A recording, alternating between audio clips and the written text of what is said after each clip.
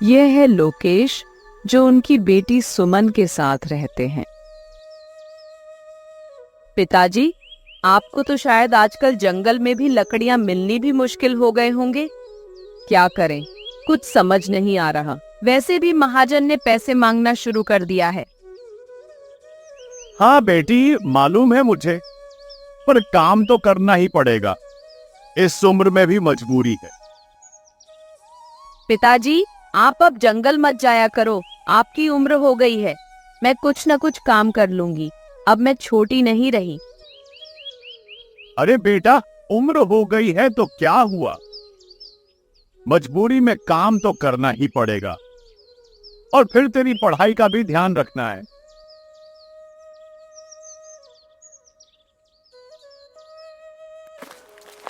महाजन सुबह सुबह लोकेश के घर आ धमकता है। उसका रौब पूरे गांव में फैला हुआ है और वो इस बात को भली भांति जानता है। लोकेश, तुम्हें तो जैसे मेरी याद ही नहीं है। मैं यहाँ क्यों आया हूँ ये तो तुम जानते ही होगे। मेरा पैसा कब लौटाओगे? महाजन जी, मुझे थोड़ा और वक्त दे दीजिए। मैं वादा करता हूँ 2 दिन में आपका पैसा चुका दूंगा। लोकेश की मजबूरी साफ दिख रही थी, लेकिन महाजन के चेहरे पर कोई दया नहीं थी। उसके लिए बस पैसा और अपना रुतबा मायने रखता था। ठीक है, लेकिन याद रखना, अगर पैसे नहीं लौटाए तो इसका अंजाम अच्छा नहीं होगा। लोकेश लकड़ियां काट रहा है। अचानक एक आदमी उसके पास आता है। अरे, आप क्यों पेड़ काट रहे हो? आपको पता नहीं कि सरकार ने पेड़ काटने पर रोक लगा दी है? बेटा, हम जैसे गरीब लोग कैसे जिएंगे? हमें तो लकड़ियां काटनी ही पड़ेंगी। मुझे इससे कोई मतलब नहीं। अगर तुमने पेड़ काटना बंद नहीं किया तो मैं पुलिस को बुला दूंगा, या फिर 200 रुपए दे दो। मैं किसी को कुछ नहीं बताऊंगा। बेटा, मेरे पास एक टूटी कौड़ी भी नहीं है, कहां से दूं? लगता है तुम सचमुच परेशान हो। क्या हुआ है तुम्हें? लोकेश उसे अपनी पूरी स्थिति बताता है। आदमी का दिल पिघल जाता है और वो बैग से कुछ पैसे निकालता है। ये लो, इसमें कुछ सिक्के और रुपए हैं। महाजन को दे देना और बाकी से कुछ काम शुरू करना। बेटा, पर तुम क्यों मदद कर रहे हो? वैसे भी आप दुखी लग रहे थे, इसलिए मैं आपसे सच जानने के लिए छोटा सा मजाक किया। कोई बात नहीं, मुझे गरीबों की मदद करके अच्छा लगता है, इसलिए तुम्हारी मदद करने आया था। चलो, अब चलता हूं। लोकेश जंगल में लकड़ी काटते काटते थक चुका है। उसके माथे पर पसीना साफ दिखाई दे रहा है। वह एक पेड़ के नीचे बैठता है। सांसें भारी हो रही हैं और धीरे धीरे उसकी आंखें बंद होने लगती हैं। कुछ ही पलों में वह गहरी नींद में चला जाता है। तभी एक चोर धीरे धीरे वहां से गुजरता है। उसकी नजर लोकेश के पास रखे बैग पर जाती है। बैग को देखकर उसकी आंखें चमक उठती हैं। वह धीरे धीरे बिना आवाज किए बैग के पास पहुंचता है। हाय रे, ये तो कमाल हो गया। इतने सारे सिक्के। लगता है आज किस्मत ने मुझ पर मेहरबानी की है। चोर बैग उठा लेता है और जल्दी जल्दी वहां से भागने लगता है। चलते चलते वह हंसते हुए अपने आप से बातें करने लगता है। आज किस्मत ने मुझ पर मेहरबानी की है। आज तो मजा आ गया। इतने सिक्के मिल गए, अब पूरे साल आराम से बैठकर खाऊंगा। काम करने की क्या जरूरत है? कोई मेहनत नहीं, बस ऐश ही ऐश। लोकेश घर पहुंचता है, निराश और दुखी। पिताजी, क्या हुआ? इतने उदास क्यों हो? अरे बेटा क्या बोलूं, आज जंगल में एक महान इंसान मिला था। उसने मुझे थोड़ा पैसे दिए थे महाजन को देने के लिए। किसी ने मेरा बैग चुरा लिया। सोचा था महाजन का कर्ज चुका दूंगा, पर अब क्या होगा। भगवान हमें किस पाप का सजा दे रहे हो? पिताजी, जो होना था हो गया है। अब अफसोस करके भी क्या फायदा होगा? कुछ ना तो कुछ जुगाड़ करना पड़ेगा हमें। चोर अपने घर पहुंचता है और उत्साहित होकर बैग खोलता है। उसकी पत्नी रसोई में काम कर रही होती है, लेकिन उसकी गतिविधियों पर ध्यान देती है। ये तुम क्या ले आए हो? क्या है इस बैग में? अरे कुछ नहीं है, बस थोड़ी किस्मत साथ दे गई है आज। रास्ते में पड़ा मिला, भगवान का तोहफा समझो। किस्मत और भगवान का तोहफा? तुमसे कोई ईमानदारी की उम्मीद तो नहीं, लेकिन ये बता, ये बैग किसका है? अरे मैंने कुछ गलत नहीं किया, बस यूं ही पड़ा मिला था, मैंने किसी से छीना नहीं है। पड़ा मिला? इतने सारे सिक्के जंगल में यूं ही मिल गए? ये बात तो किसी भी समझदार को नहीं पचेगी। साफ साफ बताओ, तुमने चोरी की है ना? नहीं नहीं, मैंने कुछ नहीं किया। मैं सच बोलो, इस बैग में जो है वो किसी गरीब की मेहनत की कमाई है। तुम्हें शर्म नहीं आती किसी की मेहनत पर हाथ डालते हुए? हाँ ठीक है, वो जंगल में सोया हुआ था, मैंने बैग उठा लिया। लेकिन मैं क्या करता, इतने दिनों से खाली हाथ हूं, काम भी नहीं मिल रहा। मैंने सोचा थोड़ा सा फायदा उठा लूं। फायदा? ये फायदा नहीं, पाप है। किसी की मेहनत की कमाई चुराकर चैन की रोटी खाना, यही सिखाया है तुम्हारे माँ बाप ने? चोर की पत्नी की कड़वी बातें उसके दिल को चीरने लगीं। उसे अब एहसास होने लगा कि जो उसने किया वह गलत था। तुम ठीक कह रही हो, ये मेरी गलती थी, लेकिन अब क्या करूं? अब तुम ये बैग वापस ले जाओ जहाँ से लाया था, और अगर उस आदमी से माफी मांगनी पड़े तो वो भी करो, वरना इस घर में कदम मत रखना। चोर की पत्नी की सच्चाई ने उसे आईना दिखा दिया। उसने अपने किए पर पछतावा करते हुए बैग वापस ले जाने का फैसला किया। ठीक है, मैं अभी वापस जाता हूं और माफी भी मांगूंगा। भगवान का शुक्र है कि अब भी तुम्हें सही रास्ता दिख रहा है। लौट आओ सही राह पर, बाकी सब ठीक हो जाएगा।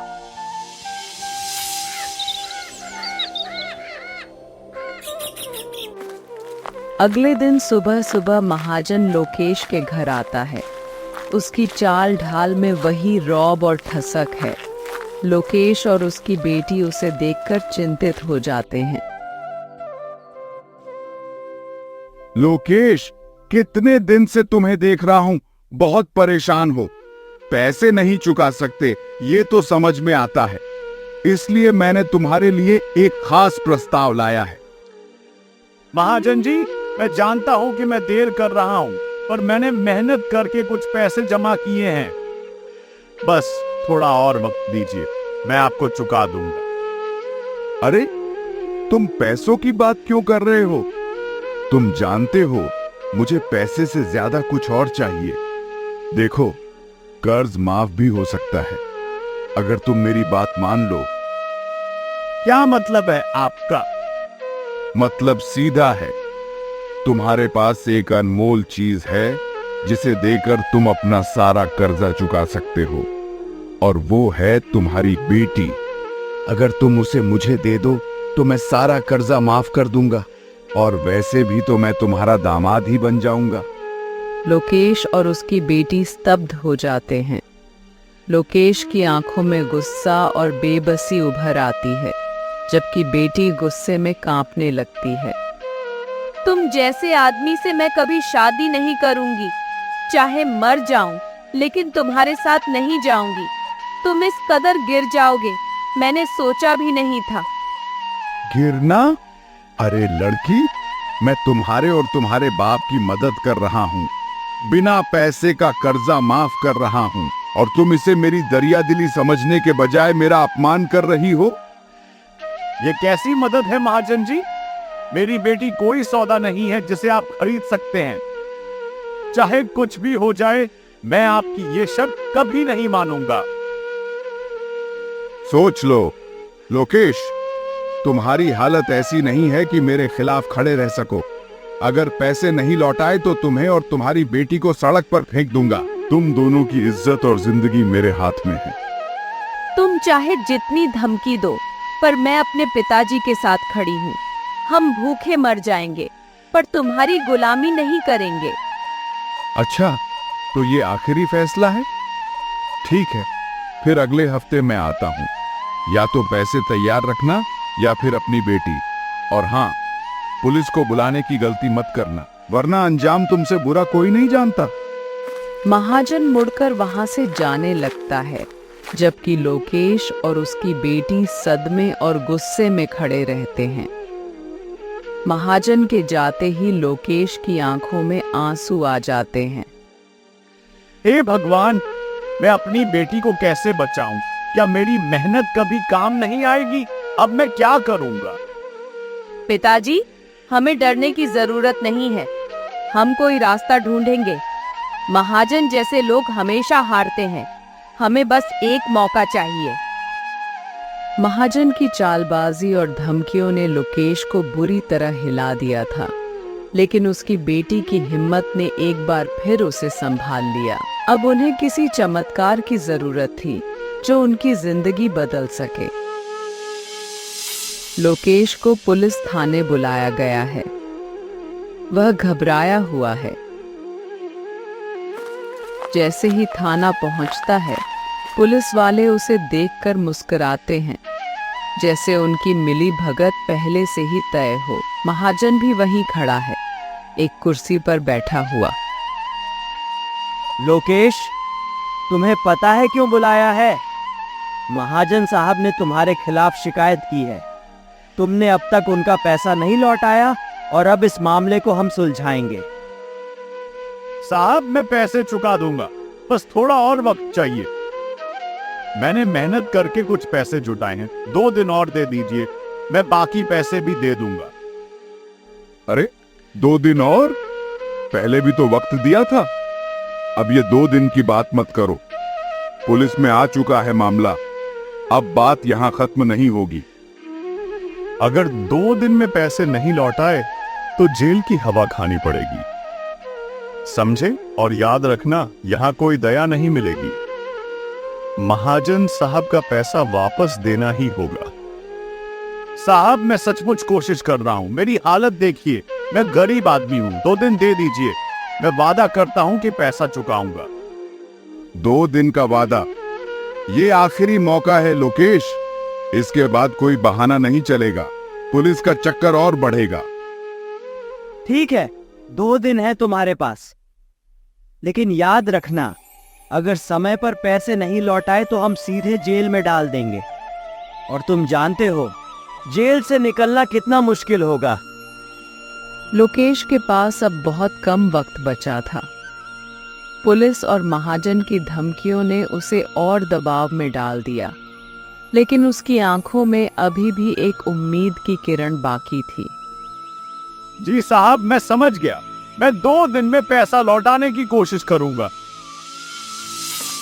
लोकेश फिर से जंगल में लकड़ियां काटने जाता है। चेहरे पर चिंता के बादल हैं। उसे उम्मीद है कि कहीं न कहीं उसे बैग वापस मिल जाएगा, ताकि वह महाजन का कर्ज चुका सके। थका हारा, लेकिन मजबूरी में वह पेड़ काटने लगता है। लोकेश के दिल में अब भी उम्मीद की एक किरण थी। वह जानता था कि बिना पैसे लौटाए महाजन की धमकियां और बढ़ेंगी, लेकिन लकड़ी काटने के अलावा उसके पास और कोई चारा नहीं था। थोड़ी देर बाद एक आदमी वही चोर धीरे धीरे उसकी ओर आता है। भाई साहब, आप इतने दुखी क्यों लग रहे हैं? क्या परेशानी है? परेशानी तुम्हें बताने से क्या होगा, कोई फायदा नहीं है। नहीं, आप बताइए, शायद मैं आपकी कुछ मदद कर सकूं। लोकेश थोड़ी देर के लिए चुप रहता है, फिर भारी मन से अपनी सारी कहानी सुनाता है। कर्ज, महाजन की धमकी और चोरी हुए बैग की परेशानी। उसकी आंखों में दुख और निराशा झलकती है। चोर उसे ध्यान से सुनता है और फिर गहरी सांस लेते हुए अपना बैग निकालता है। भाई साहब, वो बैग मैं ही चुरा कर ले गया था, लेकिन मेरी बीवी बहुत नेक है। उसने मुझे इसे वापस करने और आपसे माफी मांगने के लिए कहा। ये लीजिए आपका बैग। चोर बैग लोकेश को सौंप देता है। लोकेश आश्चर्य और राहत में बैग को देखता है। उसके चेहरे पर थोड़ी उम्मीद की चमक आ जाती है। तुम सच में बैग लौटा रहे हो? हाँ, मुझे अपनी गलती का एहसास हो गया है। मेरी पत्नी ने कहा कि किसी की मेहनत की कमाई पर हाथ डालना पाप है। आप मुझे माफ कर दें। लोकेश की आंखों में राहत और दिल में शांति थी। चोर की माफी और बैग मिलने से उसकी सारी परेशानियां खत्म नहीं हुई थीं, लेकिन अब उसे रास्ता जरूर दिखाई दे रहा था।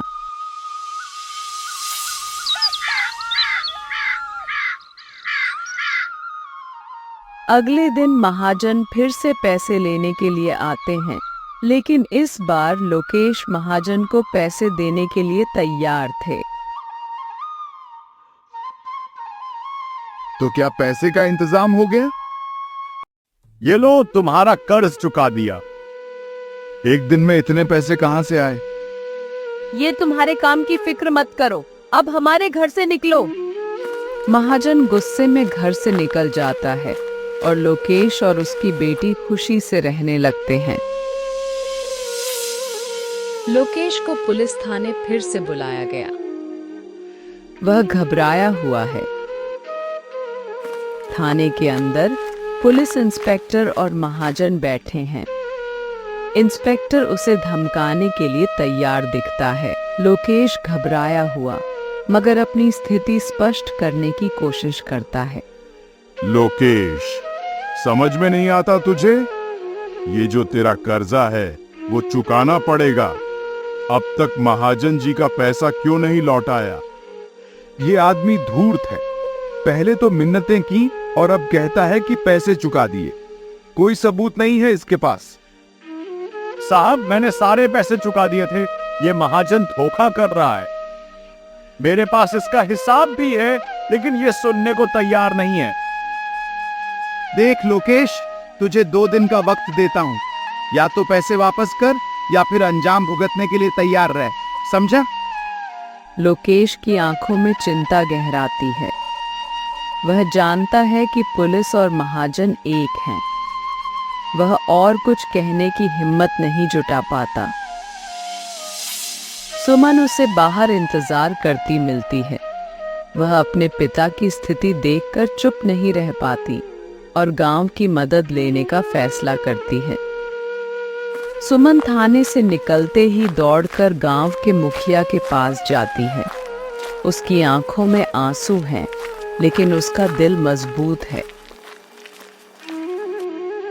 मुखिया जी, हमें आपके साथ की जरूरत है।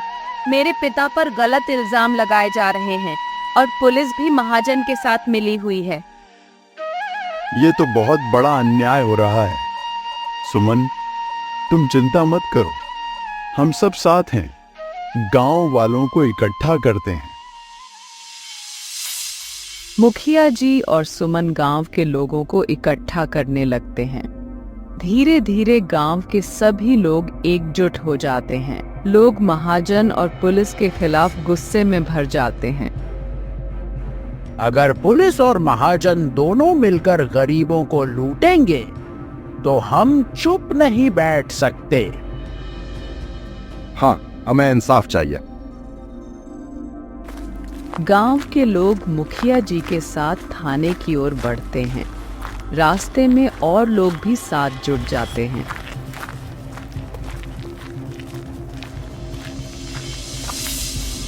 ये लोग यहाँ क्यों आए हैं? इन्हें तुरंत हटाओ। सर, पूरा गांव आ गया है, अब हम कुछ नहीं कर सकते।